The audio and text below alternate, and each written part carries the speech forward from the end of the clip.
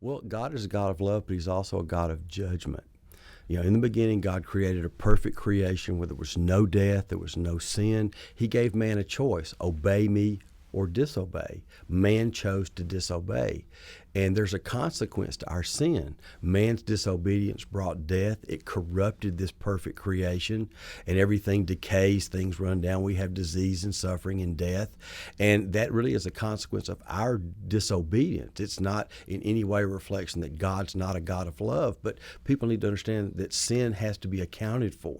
And the manifestation of sin in our world is the death and suffering we see. Now, people talk about, well, God's unfair, God's cruel, God could take away all evil. Well, God can take away all evil, but guess what happens if God takes away all evil? We go with it, because we're all sinners in need of a Savior.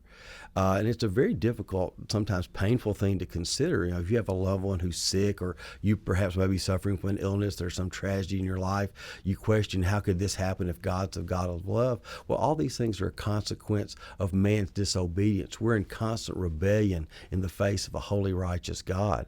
The consequence of that is the suffering we see in our world.